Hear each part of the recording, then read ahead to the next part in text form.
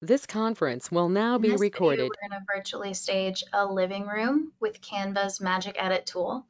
And again, I want to make a little disclaimer that I can't control the results. This is all using AI, so some of these may turn out kind of crazy, but I want to show you the process of how to do it.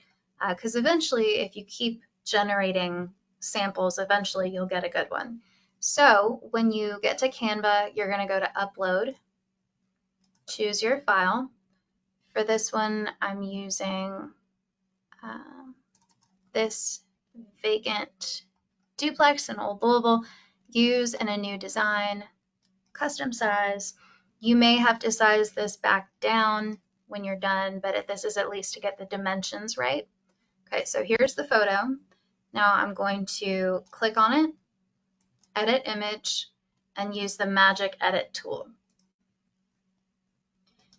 Now this is my starting point. I'm going to use my brush, make it a little bigger to kind of show the space where you want to add furniture. So we might want a couch here maybe. Oops, that was maybe a little too high. Let's do around here. Okay. Just roughly that area. And then we'll add living room furniture and just see what happens. You can get more specific. That's about as vague as you want to get. You can specify color, style, what types of furniture. You can tell it all of that. If you want to skip ahead while it generates, that's totally fine. Now, these results aren't great. So this is a pretty good one. The table's a little funny. You could magic remove the top part of that table and it would be close to perfect. Again, things you want to watch out for, make sure it hasn't altered the floor, make sure it hasn't altered where the walls meet. So that's a pretty good start. We can try another one, we can generate it again, see what happens. You only get a certain amount a day that you get to generate, so you can't just sit at home and do this all day long, although I kind of wish you could because it's fun. But at some point it'll cut you off. That's only happened to me once, and it was the first time I was playing with this, and I had to have done like 100 different designs. So they let you do a lot. It resets the number every day. So that's a little crazy, a lot going on there. This one's better, almost usable. The rest of these are kind of crazy. So let's try to get more specific. Let's add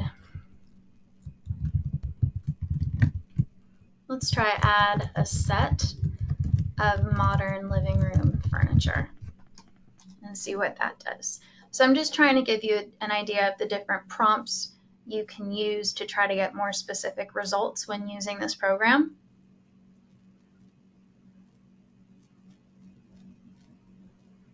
Okay, so it understood the modern furniture part.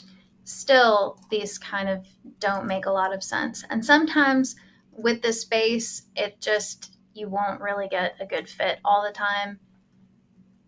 We'll try this one more time and see what happens, then we can switch to a different prompt.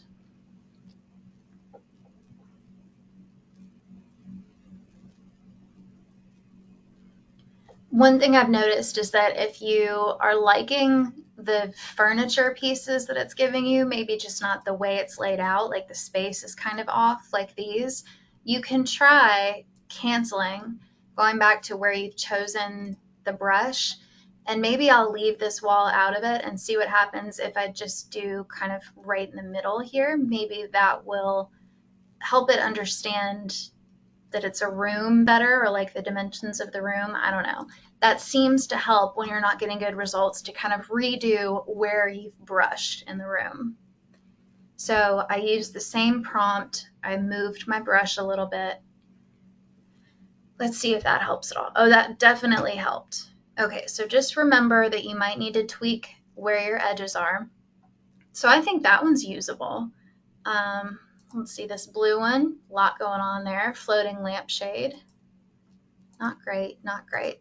But that one's got some potential. So if I want to save this, I can hit share and then download, save it to my computer. If you want to add some wall art here first, you can do that. Like I've mentioned in other videos, it is hard to add wall art on a side wall from that perspective. It does better with things that are flat, but we can try it. For example, it tends to do better with wall clocks than wall art from what I found. But let's go ahead and try to do some wall art on this wall. Just see what happens.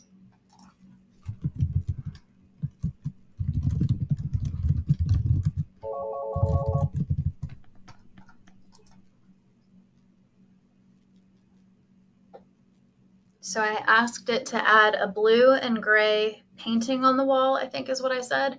Sometimes it gets confused and just paints the wall blue and gray. Oh, there, it did it that time. But you can see how it looks like it's facing us instead of the side. That's a little better, but kind of strange. So yeah, not great. Let's try maybe a smaller area. Let's see what that does.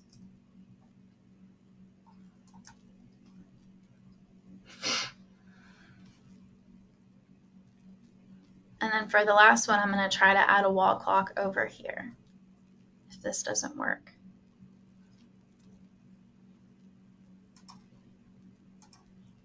So that perspective is a little better.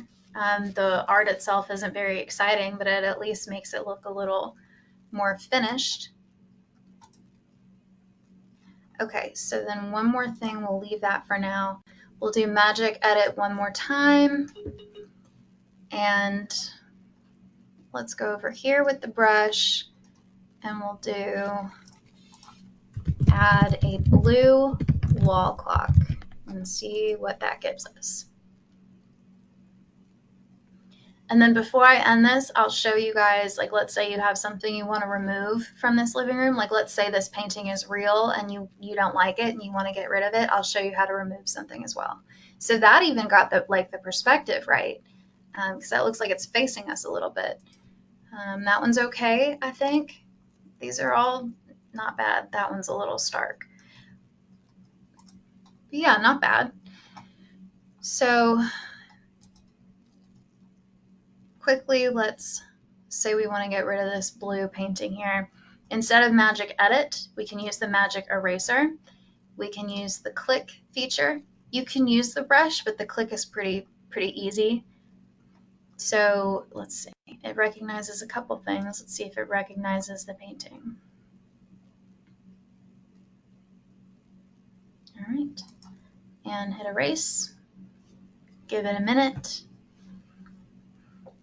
So in another video, I'll quickly show you all how helpful this is when it comes to things outside, like cars. If there's a car parked in the neighbor's driveway that you need to get rid of, you can use this tool to do that. So that'll be in a separate video. But yeah, now that's gone. You have your clock here and all your stuff here, and you're good to go. Share, download. All right. If you have any questions, you can email jessierealtor502@gmail.com.